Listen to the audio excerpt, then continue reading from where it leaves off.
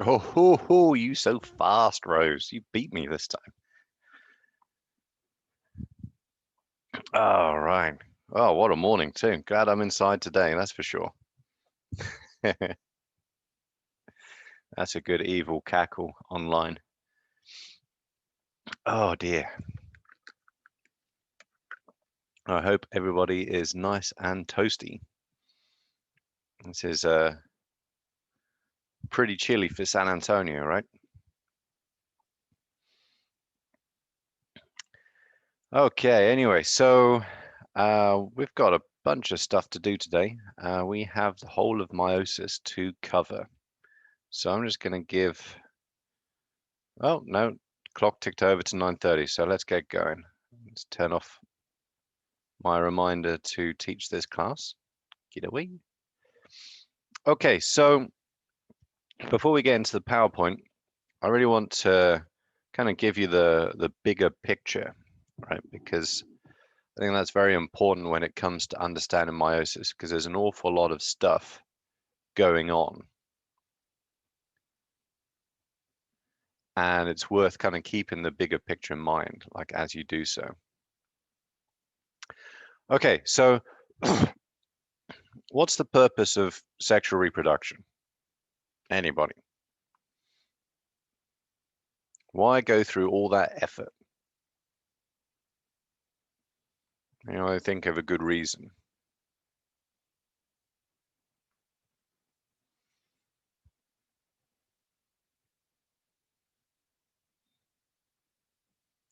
All right, yeah, I mean that's the basic point of reproduction, right? Is to create the next generation.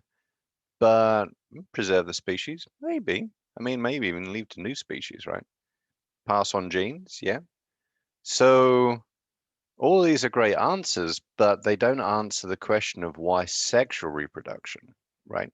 So really, if you want to pass on your genes, the best way of doing it is asexually, right? So if you're able to just kind of like pull off a bit of your body or split yourself in half, then your offspring would have exactly the same genes as you, right? And so, kind of getting there, right? So natural selection is a process that acts on this, right? It's not the purpose of sexual reproduction.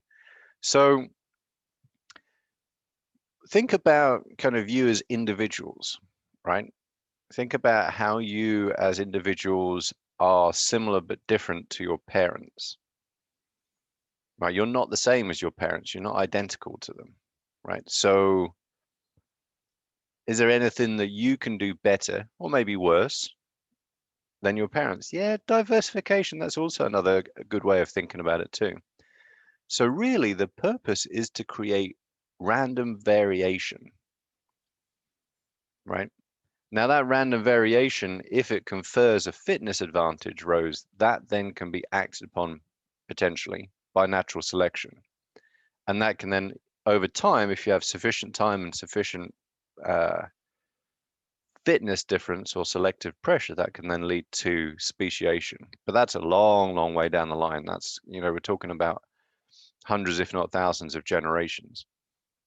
But from individual to individual, if you're a uh, um, individual wishing to reproduce, right, to pass on your genes, to kind of maintain your gene line, then unless you live in a perfectly kind of static environment, right, and just looking out the window right now, which makes me glad I'm inside. But if I look out the window right now, this environment is very different to what it was yesterday, right? It's colder, it's much wetter. Ugh, it's just generally miserable, right? So if the environment is not static, right? If the environment is uh, changeable, and that could be in lots of different ways, right? Could be temperature, could be food availability, could be predation, could be disease. Lots and lots of different things that are often bad for you. Then you want your offspring to have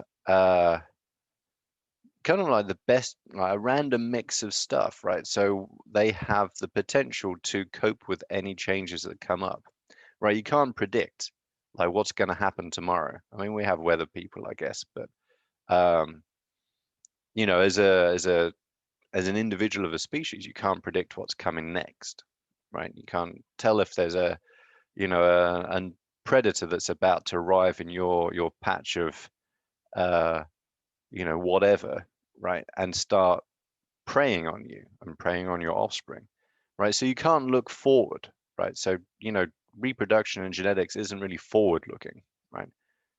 All you can do is just go, okay, well, here's all this collection of alleles that I have. Ding.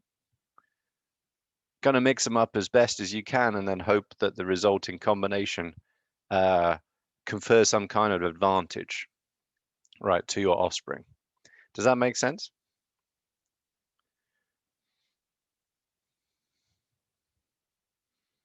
Right. So hopefully you can see how that kind of ties into all of your answers. But instead of it just being about reproduction, it's about essentially preparing for the unknown, right? Or preparing your offspring for the unknown.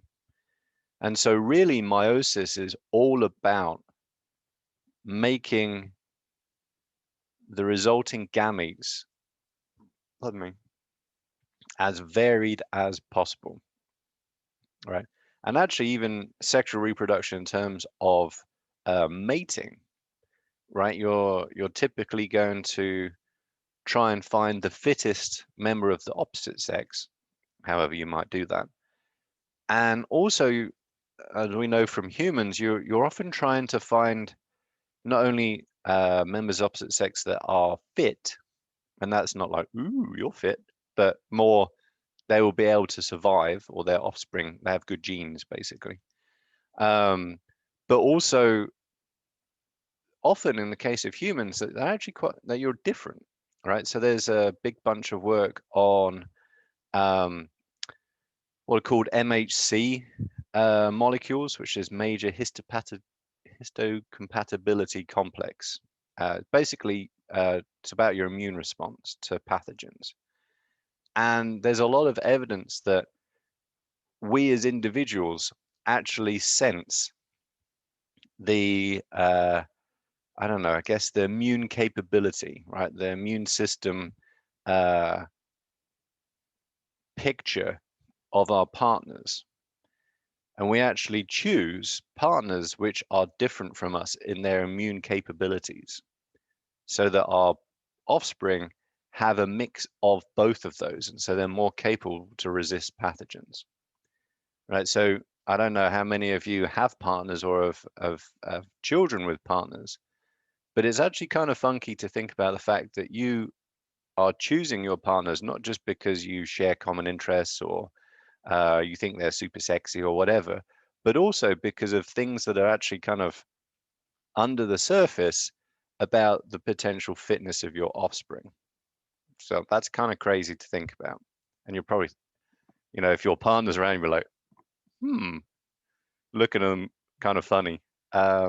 So that's like the big picture of meiosis, right? And so when we get into the details of meiosis, because there are a lot of those, keep that in mind, right? It's really random generation. Oh, here's Tanya. I was just talking What? about your partner, Tanya. What? Sorry, my internet's unstable, so I was having a hard time getting on. That's all right. We were just talking about how we choose our partners for reasons other than the ones we think we do. And there's actually a real cool story about how um, part of what you're looking for as an organism, right, not as a, you know, sentient individual, is actually a partner that has a immune system that's different from yours, so that your offspring have mix of both of yours and your partner's immune capabilities. Do we do that unconsciously? Because I don't think I was looking for someone with a good, like, immune system.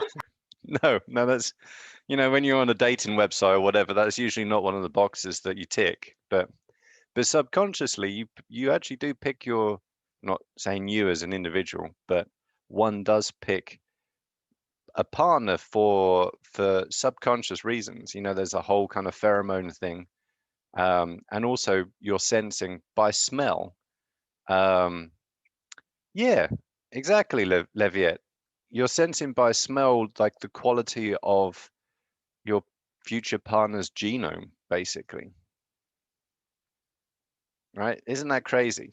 I actually, when I taught this class once at another place, um, one of my students was like, "No, I completely reject that. It's love." I'm like, okay, whatever. You know, I mean, that's fine, but really, we act on a lot more of an animalistic level than we kind of credit ourselves with.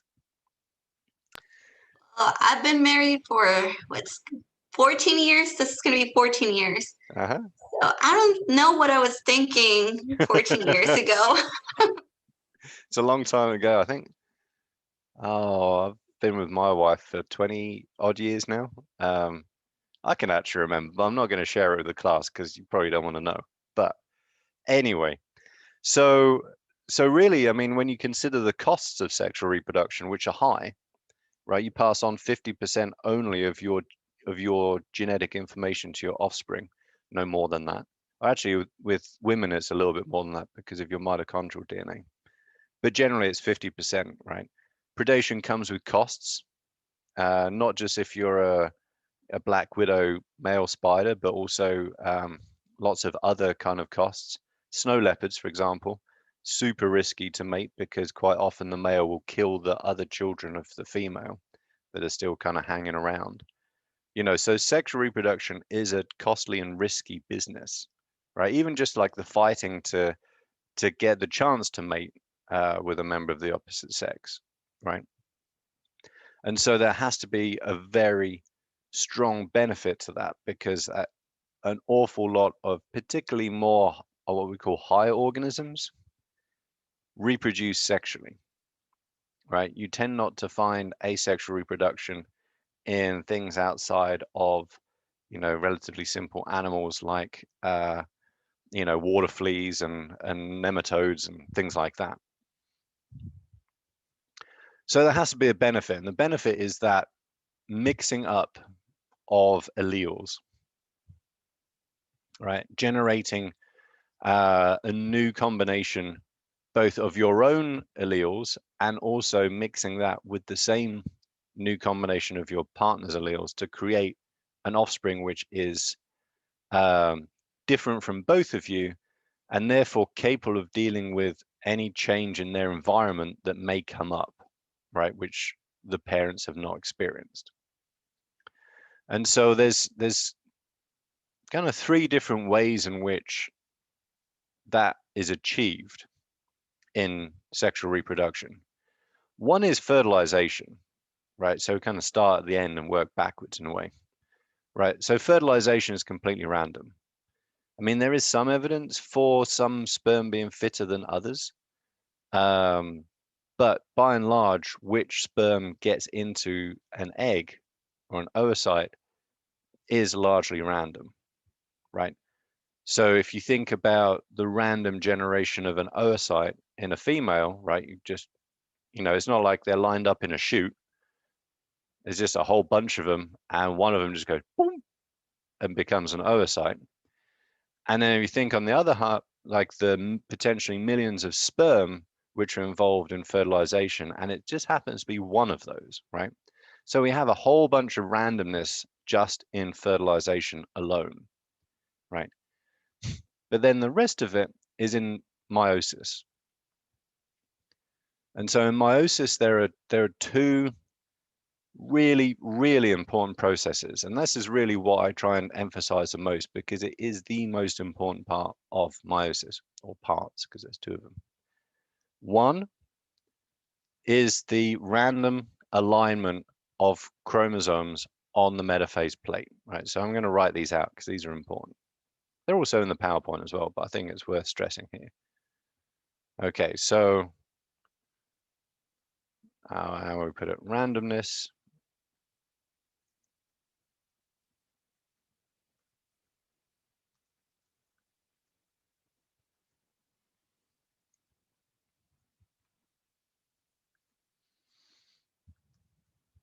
I already talked about this one. All right, so it's a randomness of fertilization. That's pretty self-evident, right? You know, you can understand that fairly easily. Now in meiosis, there are two other things. One is the random, of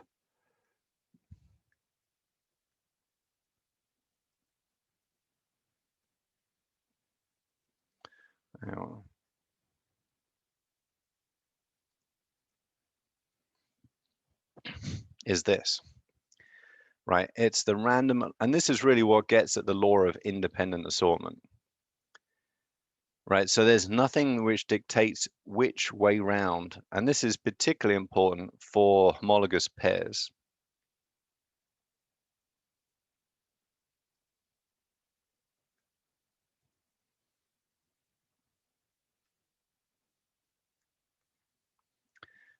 In metaphase 1, right? So before you pull apart the homologous pairs and essentially reduce the chromosome count by half, right?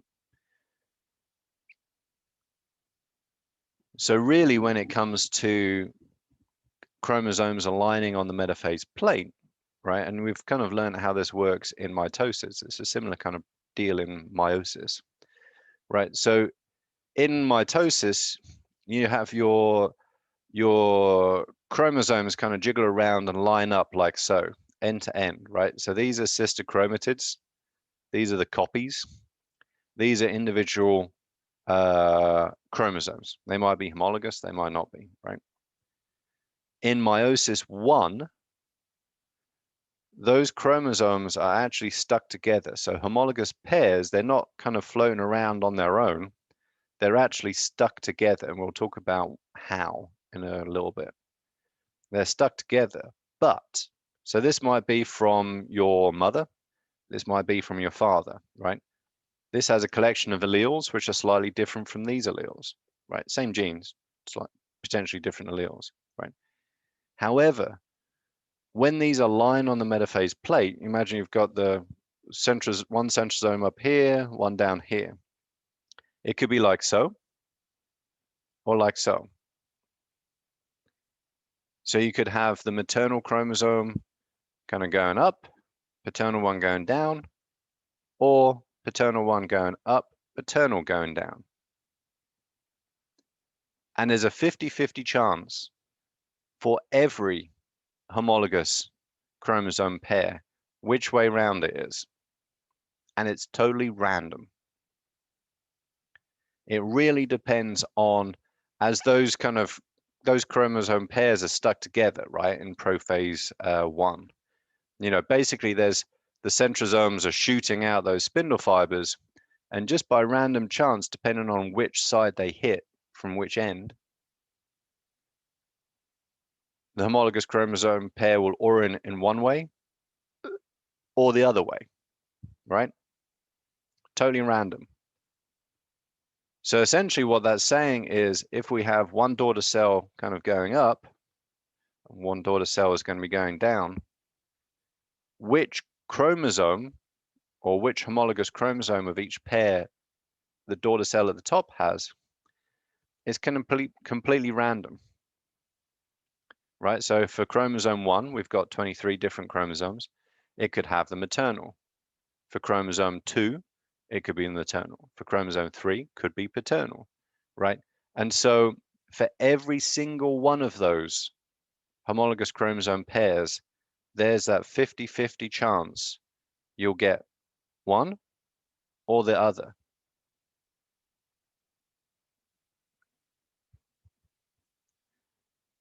Now, I've already told you that we have 23 chromosome pairs, right?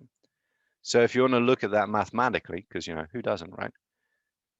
So what that means is that for humans, there are a minimum of 2 to 23 different potential gametes. Or really, if you want to think about it in a different way, allele combinations,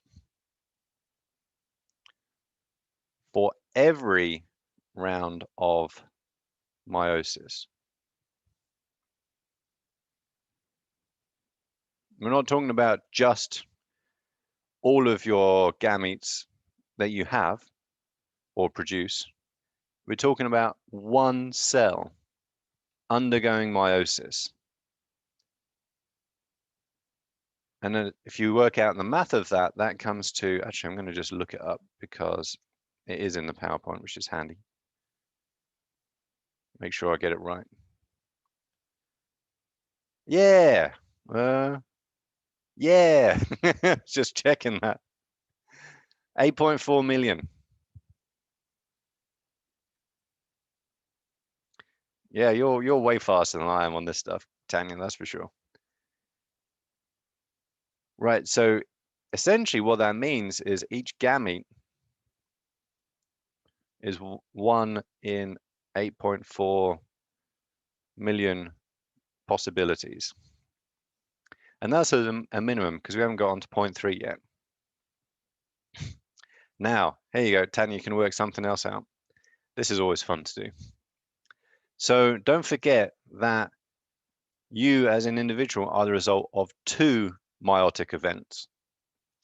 One in your mother and one in your father, right? And so each of the gametes that you are the result of is 1 in 8.4 million, right?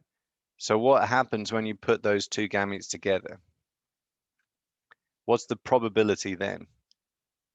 So work that out. What's 8.4 million times 8.4 million, Tanya?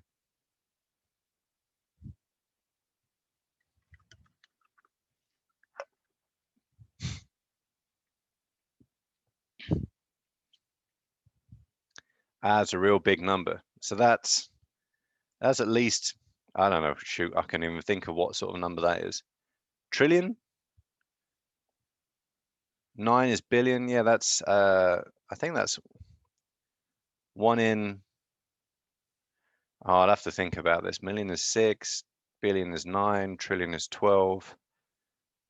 I think that's 1 in 70 trillion.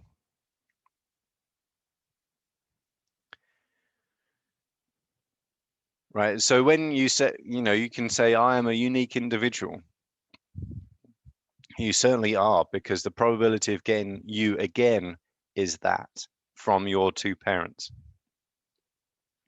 Now, obviously, not all of those differences produce an observable difference, but that's just to give you an idea of the randomness involved in sexual reproduction. Right, and the third one is, so this is like basically reshuffling the cards in a pack. Right, every time you undergo a round of meiosis, you take the cards and you just, like, you got 2 packs, let's say, and you just shuffle them up, right? So the third one is recombination.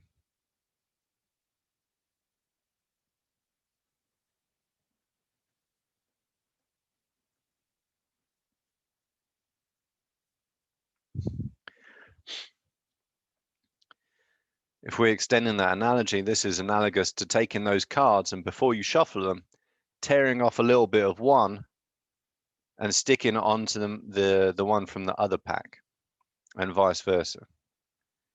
Right, so this isn't the large scale shuffling that you get from the random alignment of chromosomes. This is more a finer, smaller reorganizing, and essentially it generates new chromosomes, right?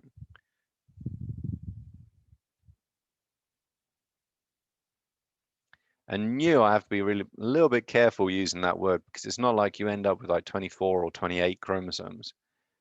What it means is that you end up seeing chromosomes which have a combination of alleles that are not present in either parent.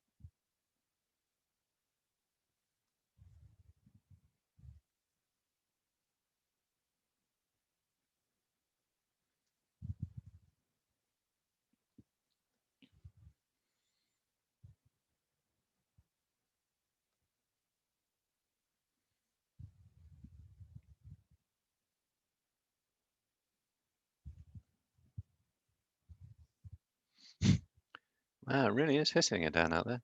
So glad I wasn't on my bike today.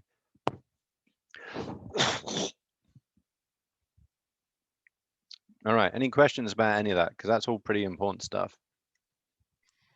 Do you know, like if there's an easy way to remember when they're homologous pairs and when they're sister chromatids, like in the different phases? Because I get them wrong. I mess them up when they're like sister. Like, is there like an easy way or a tricky way or just studying way? So really, homologous pairs are only present in meiosis 1.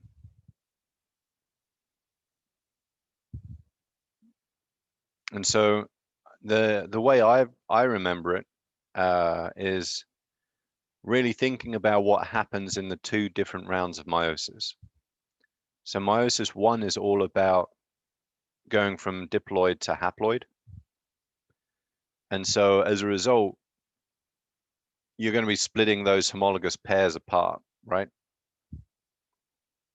So if this is one chromosome, this is another one, and these 2 together make a homologous pair, meiosis 1 is all about splitting those apart, right? So each daughter cell only has one of each homologous chromosome.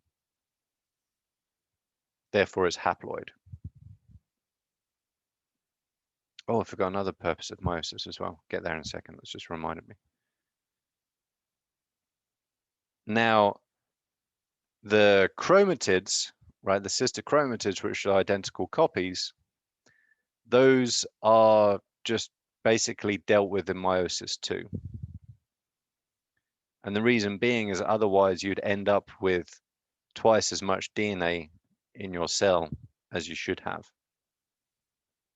Right, so really meiosis 1 is where everything important happens. That's where you have reductional division from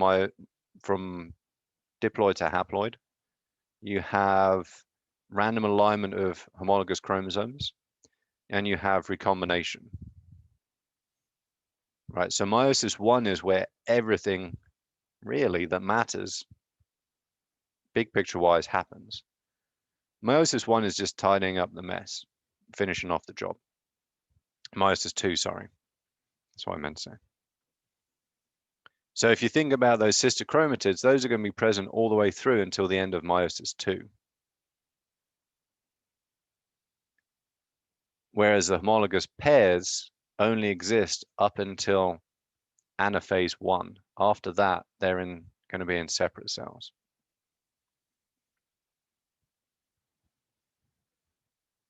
So I don't really have any kind of like mnemonics or like catchy phrases to use, unfortunately. But if you understand the purpose of like what's going on in the meiosis 1 versus meiosis 2, then it becomes something that you can just think, okay, oh, sister chromatids separate in meiosis 2, right? Because we've already done the separation of homologous pairs in meiosis 1. It becomes, I wouldn't say self-evident, but it becomes more obvious, I guess. All right. And so as well, another thing, I forgot, another purpose of meiosis is to produce haploid gametes. And that's not a trivial one either, right? Because the only way you can end up with a diploid individual as your offspring is if you start with 2 haploid gametes. And there's basically 1 + 1 = 2, right? You can't get to 2 if you have 2 to begin with.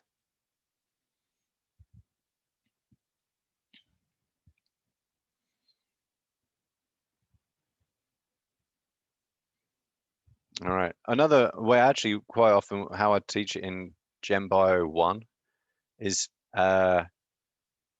in mitosis and meiosis 2, which are very similar in many ways. The chromosome count is different, but meiosis 2 and mitosis are very much the same.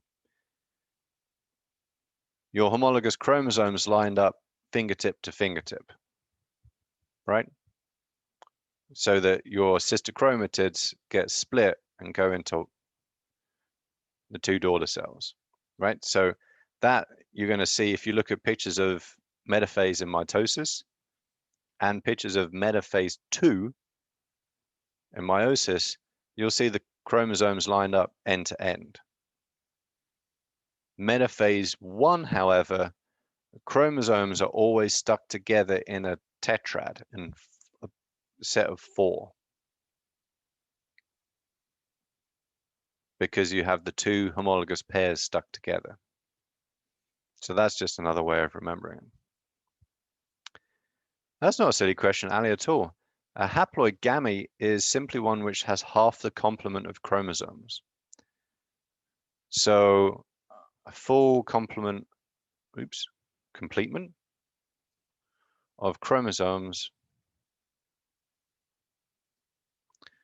is 2n, right? Where n equals the number of unique chromosomes. I'm just going to put chroms because I'm typing out chromosomes gets kind of old in a hurry, right? So diploid di is 2.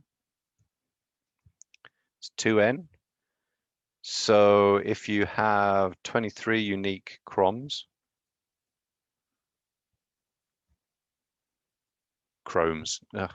sorry, that's autocorrect going on. Then you have a total of 46 chromes, right? And haploid gametes have half the number of total number of chromosomes, because it's 1n.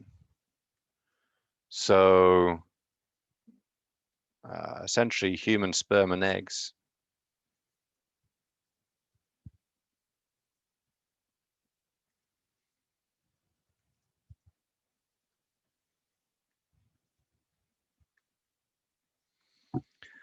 so we still have the same 23 unique chromosomes, otherwise something really bad has happened.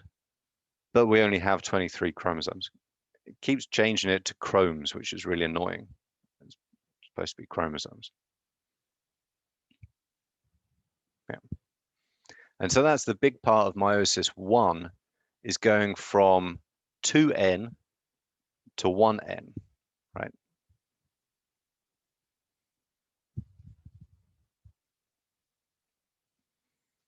And that's called reductional division.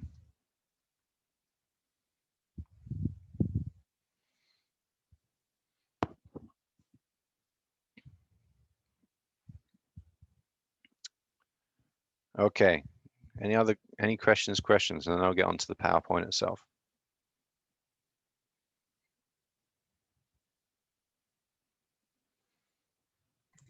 Professor, so this is kind of not really academical, I guess, but when they have like a trial and they're like, oh no, he's guilty because his DNA is like 1 in a million, is that like, since from what we did, it can be like trillion and stuff, if that's like, if you compare it, is that like minimal to the actual like combinations there could be in the world? Or so what they mean when they say that is that when they genotype individuals or like do a DNA fingerprint, they're actually looking at a limited subset of genetic markers, right? They're not looking at all of the different genetic differences between one individual and the next, because it's not necessary for one thing, and also it'd be hugely expensive and time consuming. So really they're looking at a panel of differences which generate a unique fingerprint. And unique is kind of defined in criminal terms, like mathematically, like 1 in a million, right? And so really what that's saying is that, you know, of that individual, for let's say a Caucasian, right? Because, you know, based on your genetic history in terms of where your ancestors are from, you'll have a particular set of or combination of markers, and that combination will be different in some way to someone of, say, Asian origin or Hispanic origin, right? But say within that particular ancestral group, the likelihood of finding another individual that has the exact same set of markers that look the same is 1 in whatever. That's not actually, I mean, it kind of reflects what we're talking about in those markers are kind of just shuffled and jumbled up in every round of reproduction. So they will be different, but you work with the collection that you have and your partner has, right? So my children aren't going to have a collection of alleles which look the same as someone from Japan, simply because I can only work with what I have, and my wife can only work with what she has, and essentially our offspring are a result of that. So they're the consequence of our genetic history. And so when they And talk about those kind of fingerprinting, they're actually really talking about, if you chop up the DNA, someone will have a particular pattern, and the likelihood of finding someone else of the same background as that person is extremely low, or even and any background potentially. why are they always like backed up? Is it like a difficult process to do the sequencing of DNA? Since you've done it, so is it like Well, part of the issue is, and I'm not going to spend too long on this question just because we've got a lot of stuff that we need to finish covering today. Partly because you're working with small amounts of tissue, and you have to be able to get enough DNA from that to be able to accurately genotype it. And partly because the procedures are time consuming. Stuff might not work. You have to be very careful not to screw it up, right? If you only have a very limited amount of, say, skin under a fingernail to work with. And you also have to make sure it's accurate because you don't want to, falsely convict someone. So that's usually why. And also, I mean, police departments don't tend to be like rolling in cash. So I imagine that that's also another aspect of it too. Okay, any other questions on the stuff that I was just talking about meiosis and random generation?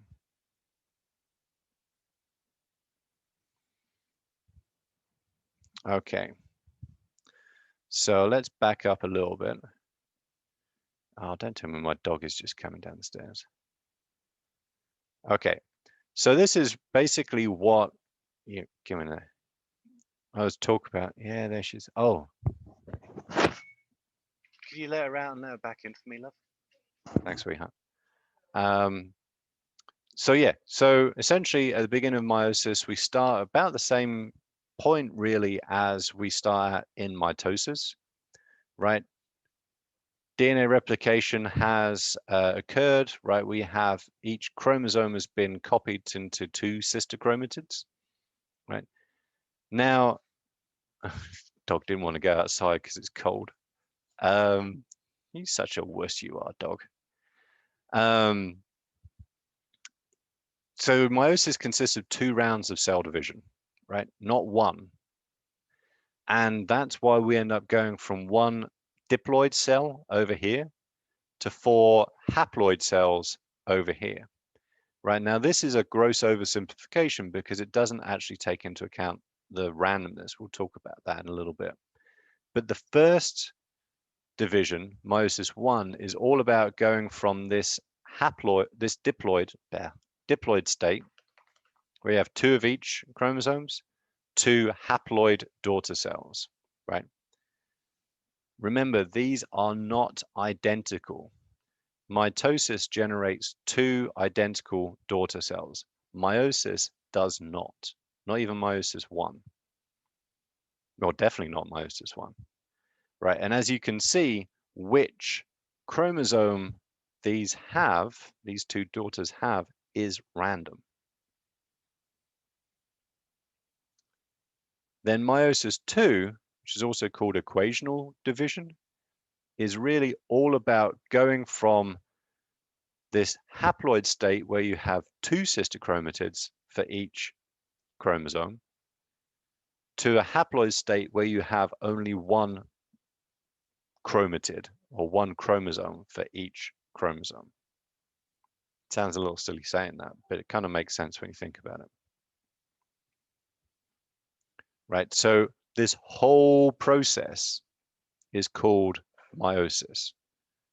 So meiosis will always generate 4 non-identical haploid daughters from one diploid cell. Well, actually, that's a little bit of a lie. My apologies. In male humans, that's what happens. In female humans, you actually only get 1 cell out of it, which is kind of crazy. So from each round, there are actually 4 cells produced, but the other 3 kind of just end up dying away to leave you with 1. But yeah, don't worry about that. In general, you get 4 haploid non-identical daughter cells. Right, the phases are pretty much the same as mitosis. So the big difference is that if you think about this diagram here, right, we have interphase leading up to the beginning of this process. So we have gap 1, S phase, gap 2 phase, leading up to M phase 1, essentially meiosis phase 1. We do not have interphase between meiosis 1 and 2. Right. In some cases, we don't even have telophase between meiosis 1 and 2. Right, so really it's a case of get everything ready before this process. Then after that point, it's all about division of DNA and cytoplasm.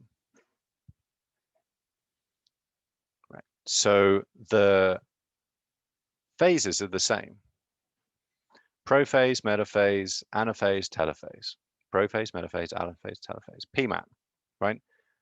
It's exactly the same as in mitosis, right? And this is basically what it looks like.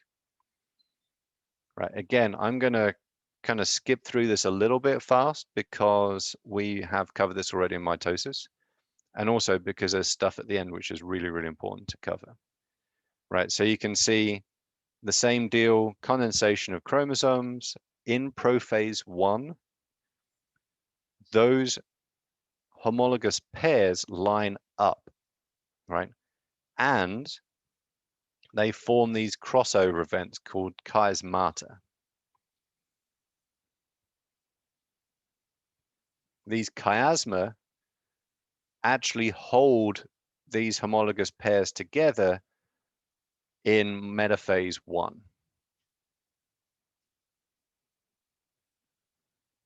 Right, so the lining up of homologous pairs, the crossing over or recombination between homologous pairs, all happens in prophase 1, right?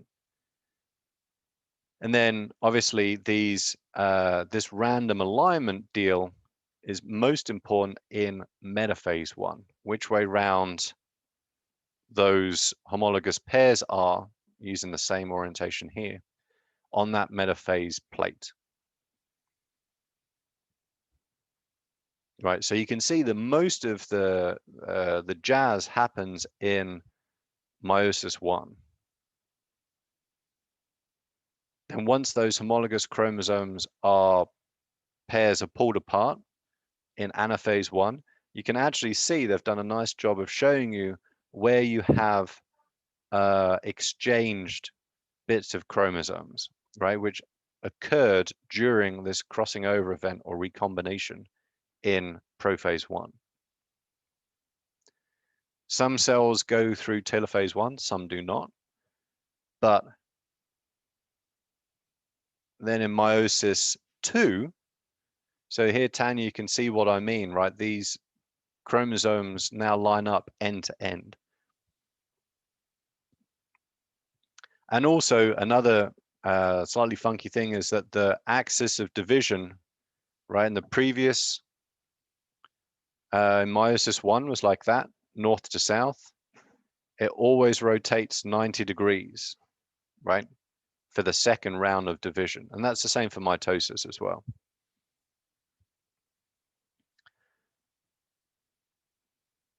So anyway, those chromosomes line up. The sister chromatids are now pulled apart. And now you undergo telophase, telophase 2, cytokinesis. And now you'll end up with your 4 haploid. And if you look carefully at these colors, you can actually see that they are very much not the same. Right? These 2 cells on the top right and the bottom left have parental chromosomes, but they're different, right? So one has a maternal long chromosome, the other one has the paternal long chromosome, for example.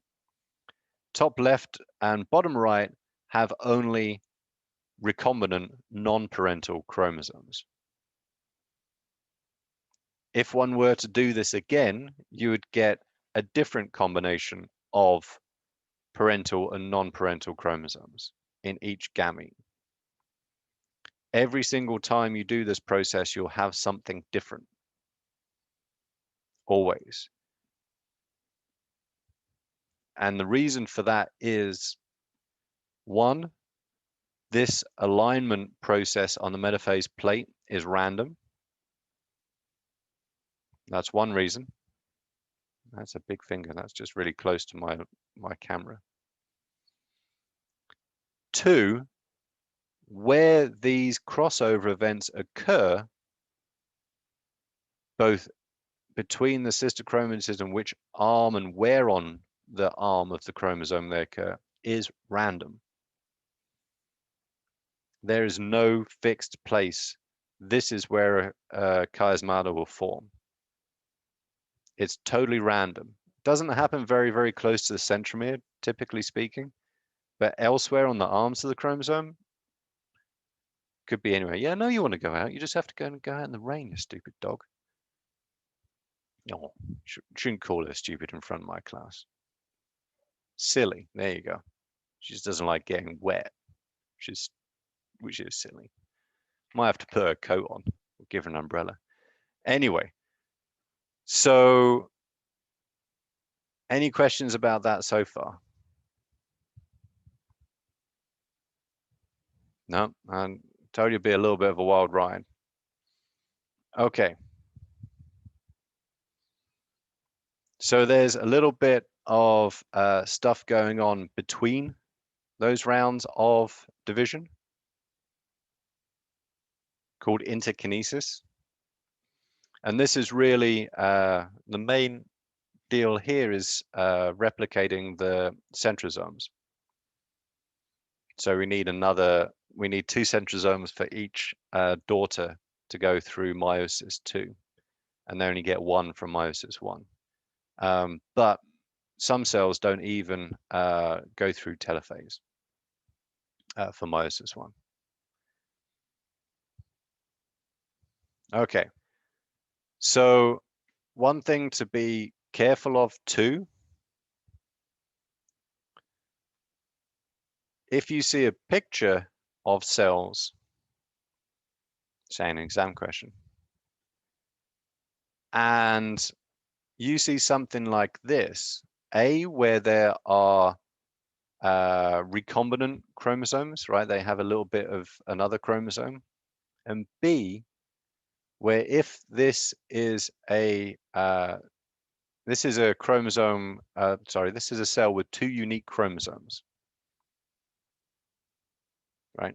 So if you only see 2 chromosomes here, this is one cell. That cell has to be haploid. So this can only be metaphase 2. This cannot be mitosis. This can't be metaphase and mitosis, because if it were, you would have 4 chromosomes, because that cell would be diploid.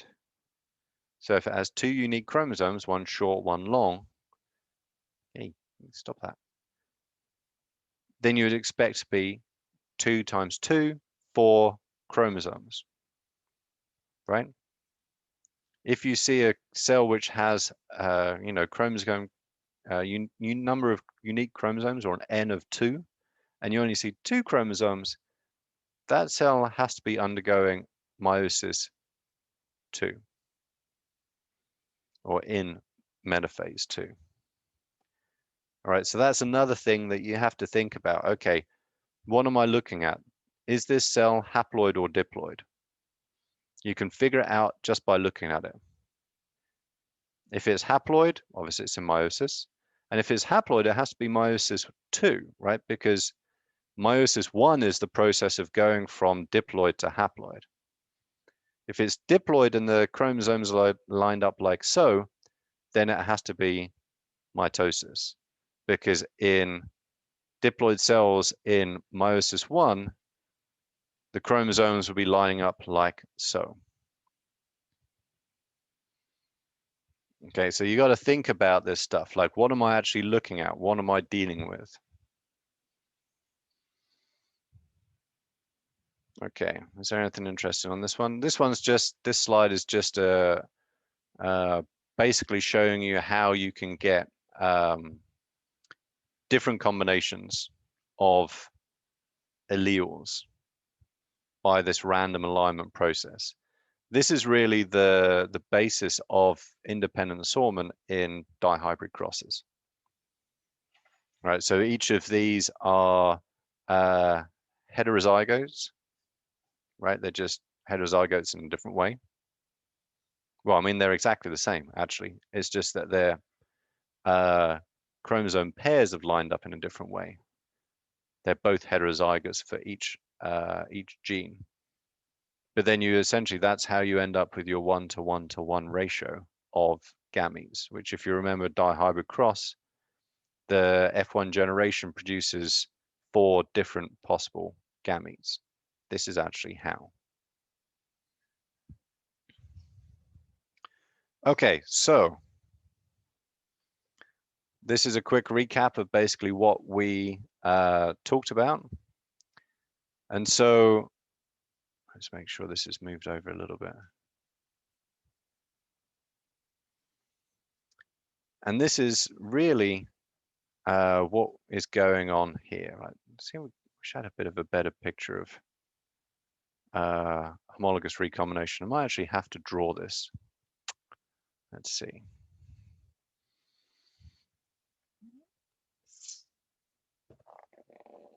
Because I don't think these pictures do it suitable justice. Let's see if we can get a good image without reflection.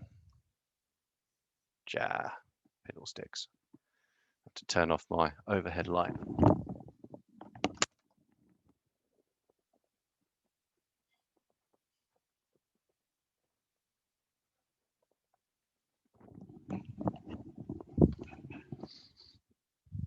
Okay, so I'm going to need to use, well, blue and red it is, because that's all I've got to hand. Okay, so this is all in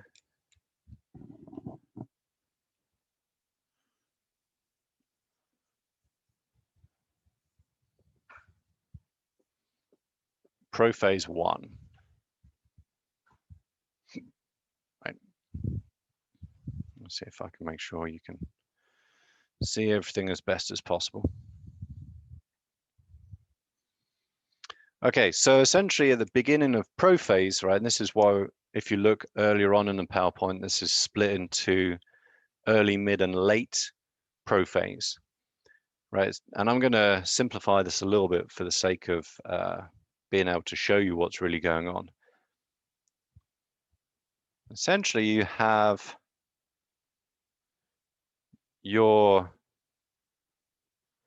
homologous pair. Let's move this over here so you can see it now. So this is 1 chromosome, 2 sister chromatids. This is the second homologous chromosome and its 2 sister chromatids, right? Now, there are actually proteins that line these chromosomes up perfectly, literally base by base during early prophase. This is as the chromosomes are condensing. It's not afterwards. It's actually when they are looking for Luna. I don't know where she's gone. Probably back to bed. This is as they are essentially uncondensed, right? And so what happens is, if you look closely, we have sister chromatid and sister chromatid, sister chromatid and sister chromatid, right? Recombination occurs between non-sister chromatids because these non-sister ones, like the red and the blue, basically, are the ones that are next to each other in this process. Also, there'd be no point swapping DNA between sister chromatids because they're identical, right? You're not going to get any genetic variation from that. I'm just going to show you this on one arm. It typically happens on both arms. I'm just going to show you one for the sake of simplicity, right? So let's say our crossover event happens here, right? Don't forget as well, let's see, hang on. I'm going to go get another color.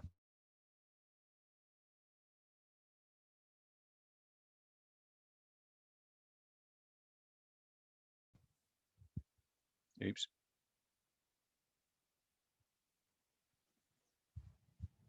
Can you all hear me? Yes. Okay, good. I got a warning from Zoom. Good stuff. Okay, now these sister chromatids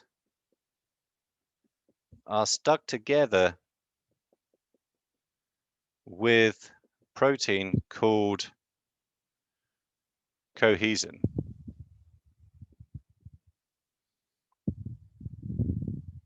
Right, we talked about that in mitosis. It's really important in meiosis, however, because this is what controls the separation of homologous pairs versus the separation of sister chromatids. Okay, so here's going to be our crossover site. What happens, and it's actually it's a pretty crazy kind of process through what's called the formation of Halliday junctions. What happens is you get, I'm just going to draw the outsides first.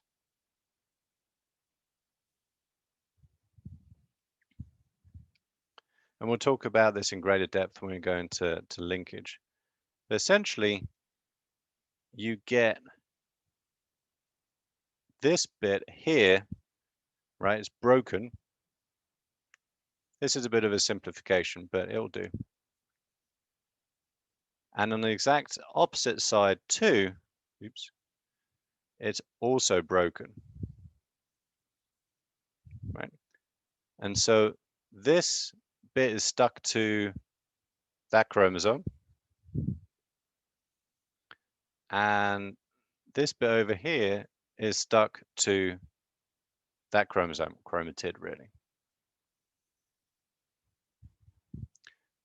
These parts here, these sister chromatids, are still stuck together with cohesin. Right, so now if you actually follow the line, right, this chromatid here, kind of coming up, comes over, it's now stuck to the chromatid of the other homologous pair. Because it's now contiguous, right? We have one chromatid here. This blue and then red line is one continuous chromatid. Similarly over here, we have a continuous chromatid. It's blue and now red. So this is called a chiasmata or chiasma.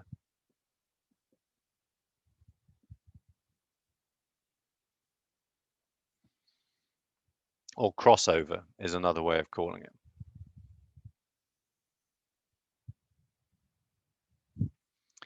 Now, if we were to say we have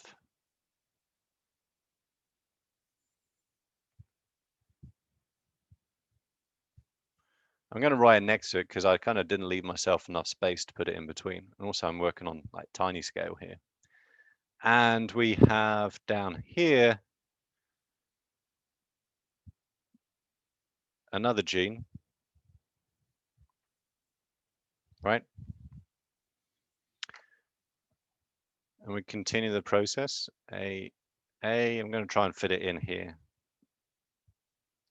Is everybody following along? Make sure I'm not confusing people. Oops, that's AA, sorry. Okay, so far, nothing different.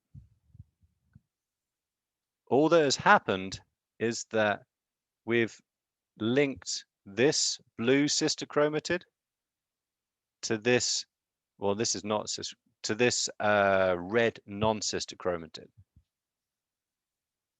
and the opposite, right? So for every time you do that, you have the exact opposite occur. I'm just going to put this on the other side. Give me more space.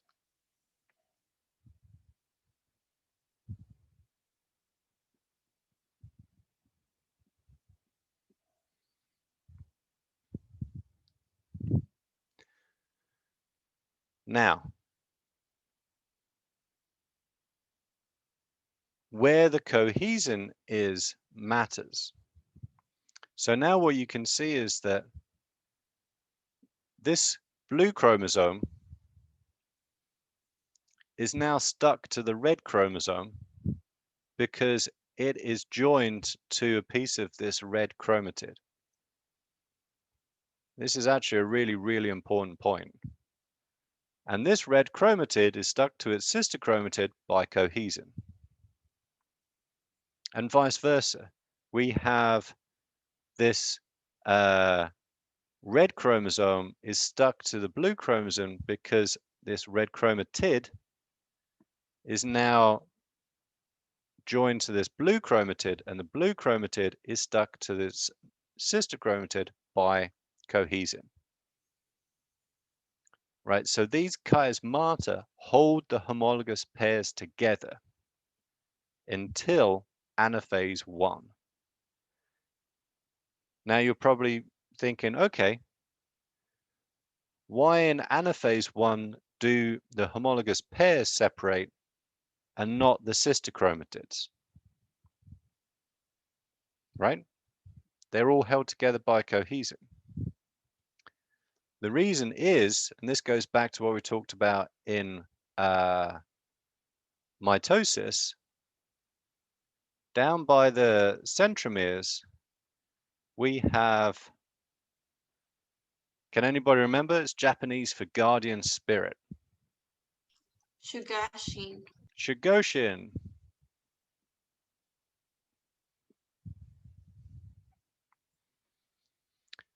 So the difference between, another difference between meiosis 1 and meiosis 2 is in meiosis 1, or anaphase 1 really, the cohesin is broken down on the arms.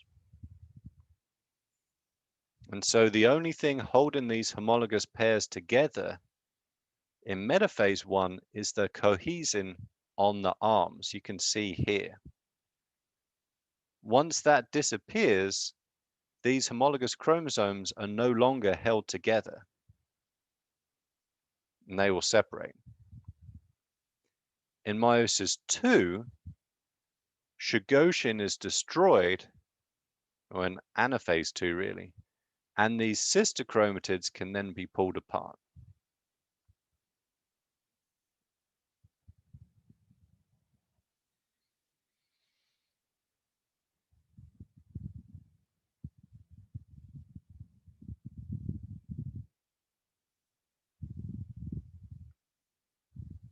Okay, give you a moment to catch up with notes and let that percolate in.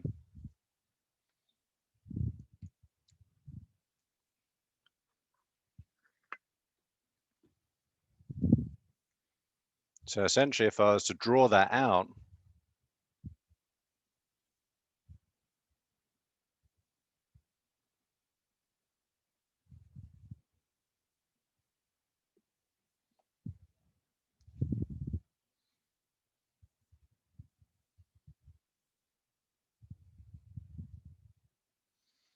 right, so essentially what will happen, and let's make sure I've got the alleles too,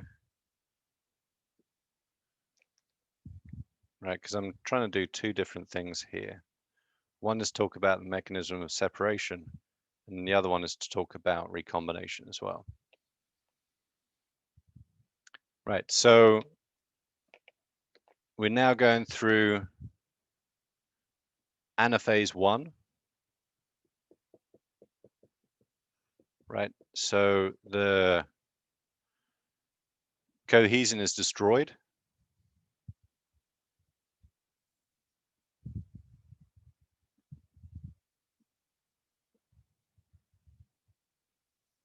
On the arms, right? So there's now nothing holding those homologous chromosomes together, right? Remember what I said before, these two sister chromatids are stuck together, and one of them is joined to a non-sister chromatid on the other chromosome, right? This is in metaphase 1. Anaphase 1, the Shigoshin on the arms around here, not Shigoshin, sorry, cohesin on the arms is not protected by Shigoshin and is destroyed.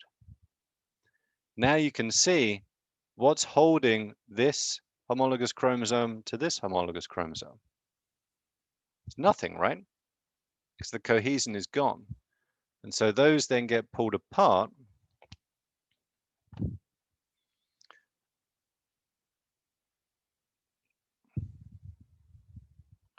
And you end up with this.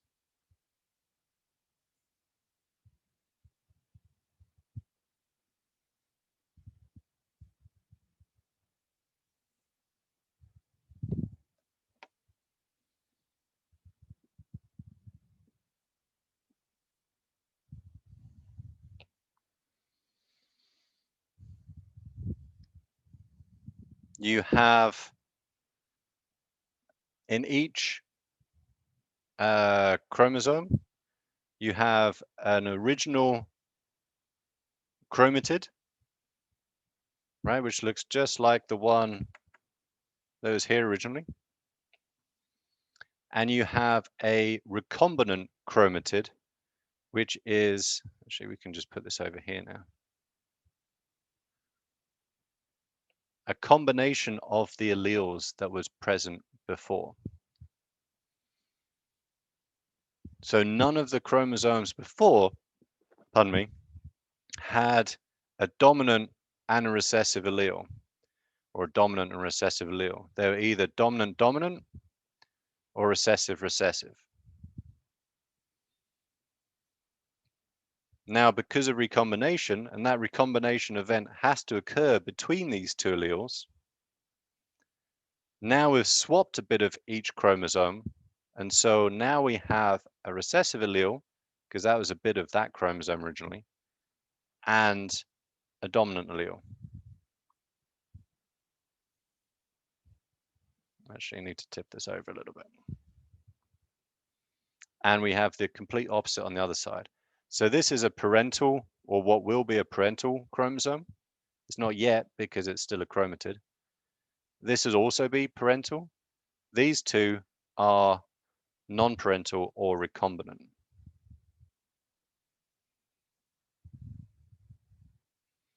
So there's a lot going on here, because what I wanted to show you is both recombination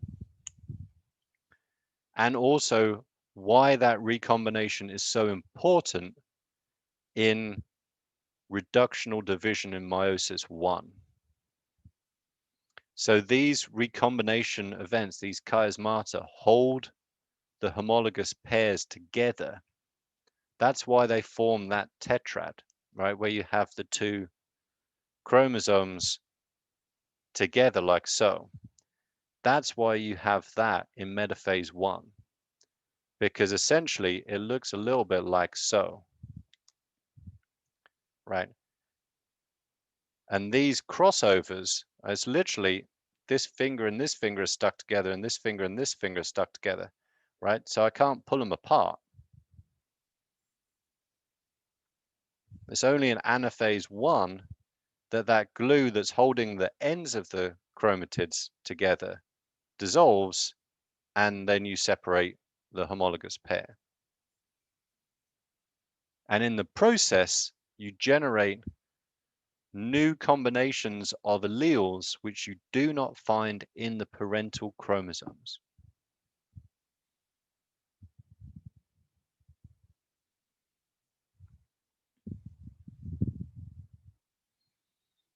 Okay, that's a lot to take in. So I'm just going to bring up another slide. Come on. Right, which has that essentially what I drew in kind of more detail. Oh, if I'm being ultra correct, right? Want to be. We still have our cohesin near the centromeres, and our Shigoshin is still intact.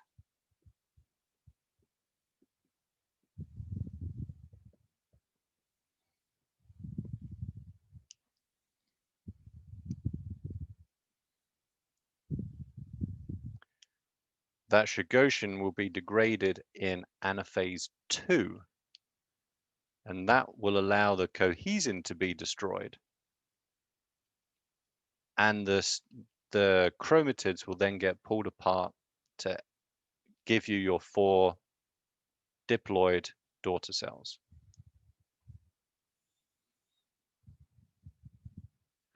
So we have a few minutes left for questions, clarifications, and any of the above.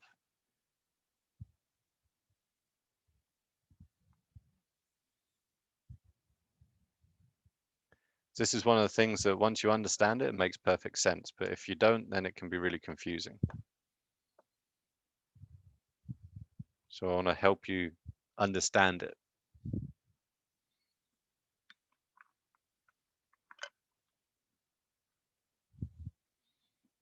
I'm trying to line that a little bit better.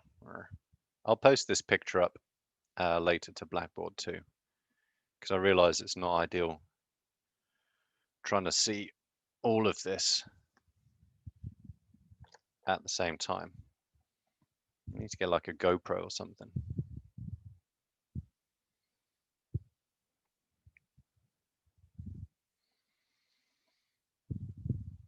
Oh, I've got a question. Let me just move this over. So both sides, as in both ends of the chromosome, or between the homologous pairs rows?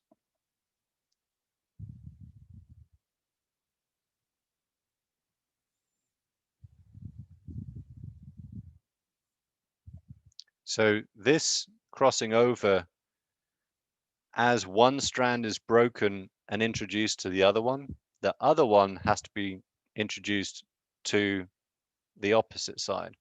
So this is simultaneous, right? It has to be, because otherwise you'll end up with a broken chromosome, right? So the formation of this junction happens to both homologous chromosomes at exactly the same time. Now, if you're talking about oh yeah, good question. So it will happen on this side too. Let's hold this up a little bit more. But where it happens is, well, it will happen at pretty much the same time during prophase 1. But where it happens will be random. So it may happen, if it happens here, then this will be kind of crazy. You'll end up with recombinant chromosomes that look exactly the same as the parental ones did. That would be called a double crossover event between these two alleles. If it happens over on this side, it will occur, but you will not see it in the changing in the allele combinations. So the only way that you'll see a change in the allele combinations, right, going from big A, big B to little a, big B, for example, probably better do it over here. The only way you'll see this change is if a recombination event occurs between these two genes. We'll cover that in quite considerable depth when we get to linkage next section after the exam. So there will be a recombination event. I think it's very rare for there to be only one per homologous pair. It's almost always two, one for each arm. But where they occur on the arm, right, it might even occur up here, in which case you'll never see any difference between the different alleles. The second one may occur down here, in which case it occurs, but you won't see it because the allele combination won't change if you're only looking at these two. Right, so there are almost always two recombination events, but where they happen is random.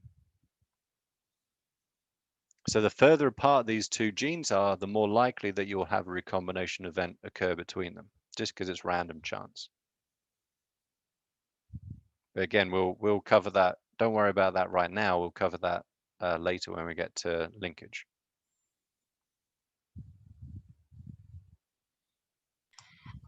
For Tuesday, do we have to be in the Zoom meeting, or is it going to be taken as like an exam day? It is, as long as you finish it before midnight on Tuesday, you have the whole day to take the exam. It will be available from 9:30 a.m., like the beginning of this class period, until 11:59 p.m. The same day.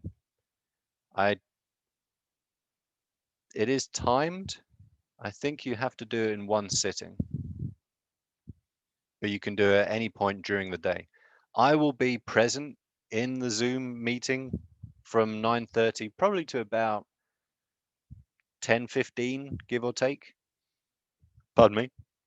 So if anyone wishes to, they can take it during the class period, and I'll be there to answer any questions if you have issues with the exam or need clarification of questions, stuff like that. I'll also be checking my email throughout the day so that if you are unable to take it or do not wish to take it during the class period, you can still ask me for clarifications, and I'll do my very best to get you an answer quickly, but I can't guarantee that I will because, you know, I have other things that I need to be doing, doctor's appointments for my kids and stuff. Does that help? Yes, thank you. And if you have any other questions about the exam and format for anybody between now and Tuesday, please do let me know. All right, if you want to get clarification on any of the material, right, between now and Tuesday, also let me know. Let me know. Email me if you're really struggling with a particular part of it and you want to go over some of it. Let me know and we'll organize a Zoom meeting.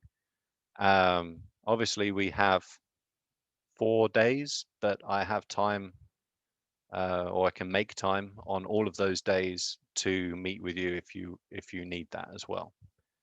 Okay, so work really hard, study hard, email me any questions you have, and I will make it my job, well, it is my job, to get you answers to those questions as promptly as I can.